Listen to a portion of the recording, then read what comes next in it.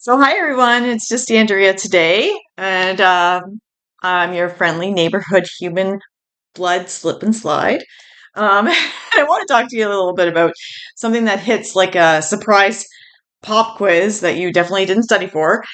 Being told that you're going to be on blood thinners for life. So now I don't know how many of you have gone from I'm healthy, I'm fine, I'm invincible to suddenly being told that surprise, your entire life has is like a high stakes game of don't get hit, don't fall, and don't eat the wrong vegetables. Like what?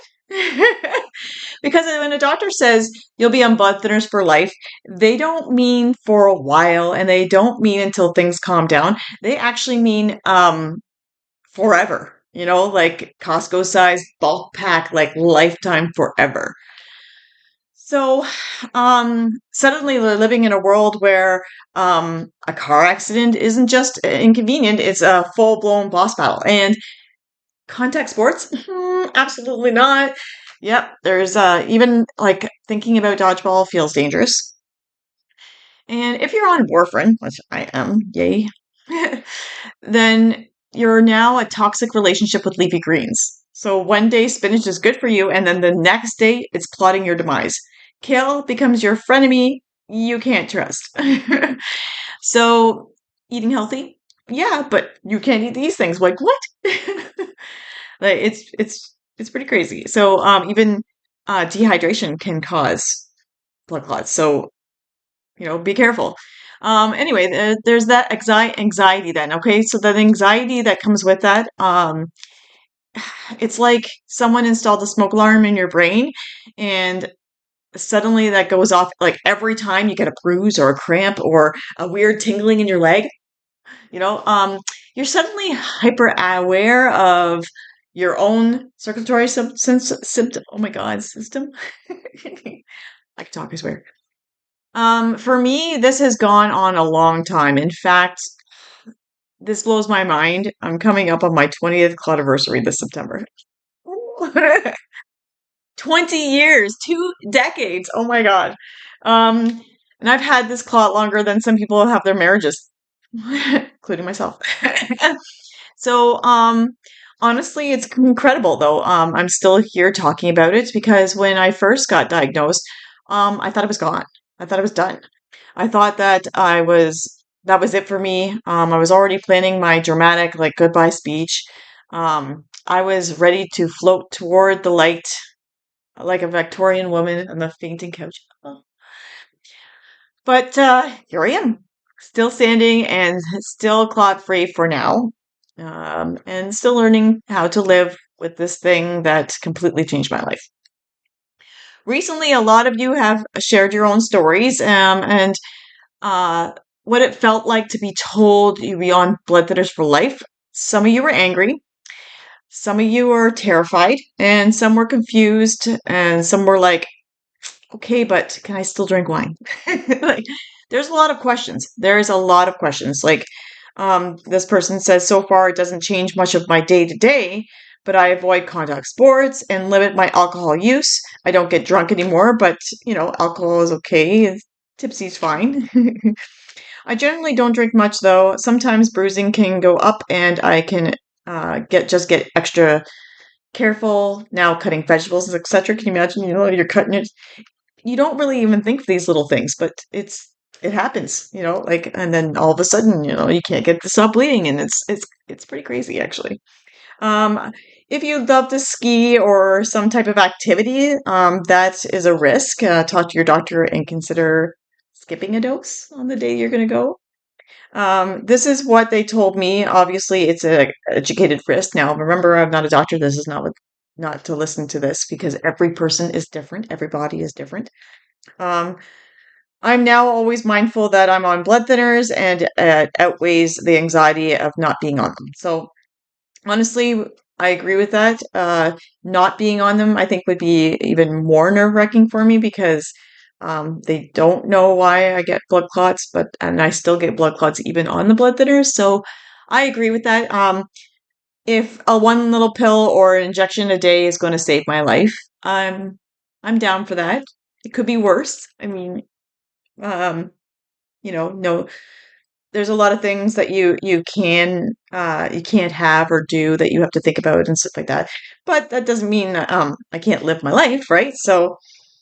Um, so on it long term, been a little over a year so far. This person is trying not to be too reckless or dumb, to injure yourself. So that's a big thing. I get that. A lot of people um, change, especially women, to electric razor, which I did also because, cutting yourself with a razor does happen. I don't know about you, but it's happened to me very many times, especially the ankle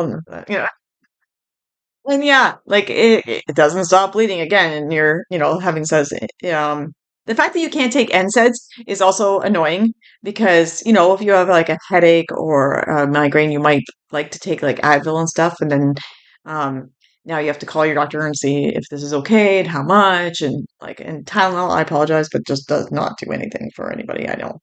So when you're in a lot of pain, and NSAID for certain things, so no ibuprofen. I stuck up on acetaminophen, which is Tylenol. So that makes sense. It's a good idea to wear the medical bracelet. I myself have the tattoo. I'm on blood thinners, so it's nice and big as you can see.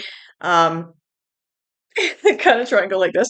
Anyway, medical alert is a good idea. I used to try and wear the bracelet, the necklace, and stuff like that, but personally, I was not good at remembering that stuff. So this just made sense for me. It's not an every person thing. Not everybody likes tattoos. I obviously don't mind tattoos. I love them. But if you don't want to do that, that is completely understandable. There are necklaces, there are bracelets. To wear, and I do recommend wearing them because if you are rushed into a hospital and say you happen to be a fainted or anything, they do need to know that thing because that can change all the medication and everything they do for you. So please, if you are on blood thinners, get yourself either some sort of bracelet, necklace, or a tattoo, something that's going to let them know that you're on blood thinners. And make sure you have your prescription filled before you run out. So if you don't want to miss any doses is the main thing. So getting a little pill box. I have like a pill box to make sure, and I have like an alarm that goes off on my phone every day, same time, so that I make sure I take my medication at the same time every day because it does actually make a difference. Say you forget it or you take it, 4 or 5 hours later, then all of a sudden the next day you don't really take it early because then you're taking too much warfarin and medications. It's a battle. So I've learned to set an alarm to make sure that I take it when I take it, like a good time. So this person was on warfarin after being hospitalized with a DVT in both legs at only 25 years old. And they had run tests, and they have protein C and protein S deficiency. So they have a reason why they're getting blood clots. And the biggest thing with blood clots is like there's nothing to really warn you that you have these diseases until after you have the blood clots, which is unfortunate. I mean, you could talk to your doctor and ask them if someone also in your family has a blood clotting disease. Maybe they can test yourself then to see if you have it. But unfortunately, not everybody who has someone with a blood clotting disease in their life has that too. So, but an anticoagulant uh, clinic every month, I have my iron checked. So they have those all over, which is good. And you should always keep up with when they want you to get your blood taken, you should always take your blood and make sure where you're at because sometimes your blood can change like as simply as what you ate or drank or did. And that can be scary. So it's just better to make sure that you're always. I actually have my own machine now that I can do mine from home. So I don't have to go in and get my blood work done anymore because it was becoming an inconvenience in some sense, like I mean, I've been doing this for 20 years for goodness sakes, and it's going back on warfarin, then you're doing it every week and every 2 weeks and every 3 weeks, and then maybe you might get to a month and then you're back at 2 weeks or something. Like it's very frustrating. It's annoying. So I asked for a machine and it is covered. I'm in Canada, but I don't know about it in the States, but in Canada it is covered because it's the same idea as someone who has I can't think of it right now, diabetes, where they have to take their blood and that. So it's the same thing. So luckily, good for me, I was covered through that. So, but You can have a pretty normal life still, obviously. I have some different challenges than other people because I have a chronic disease where I can't sit for long and I can't stand for long and I can't walk too long or but and I that's because of my stents and because things didn't work out, so I don't have blood flow like I should. Not because of a DVT necessarily. They put stents in to fix me and it didn't work out. So don't think that just because you got a DVT that anything in your life's necessarily going to change. When I had my first one, not much actually changed. I still was able to do, everyday things. But after my second one and they put the stents in, oh, that was no longer the way things were, but that's okay. Um, so staying on blood thinners forever is,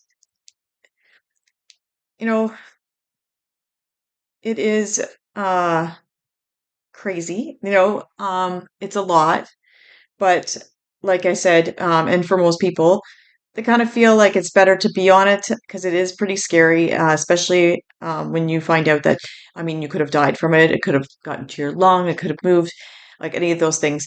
So being on the blood thinners, I find it better because I think a lot of people, and I've seen a lot of messages from people saying that I'm off the medication now. Now I'm worried. I'm more concerned. I'm more, so I feel like talking to your doctor and making sure that you're ready and they're ready at the same time is better than just, oh, you're good. Like, no, no, I'm not good. I'm not good. Doctors are sometimes like, no, you're done. And sometimes they're pretty good to be like, okay, if you don't feel comfortable yet, we'll leave it on for a little, for like, but I want you to know that's going to be done soon. So, oh, it's no joke, you know, but what can you do? So anyway, a lot of people um have a lot of different feelings about it, and that's fair. Everybody's different and everybody has a different reaction to the doctor saying, you're on this for life. You're done, There's there's no choice. There's no chance. So, um I want to go through some of those today. So I want to let you know that your comments and your fears, your frustrations, and they're very real. They're very human and experience of having your life rerouted by something you never saw coming. Like that's a lot. That's why one of the reasons I want to build a community so that us that have been through this can talk and like understand each other because not everybody understands what we have to go through. So, excuse me.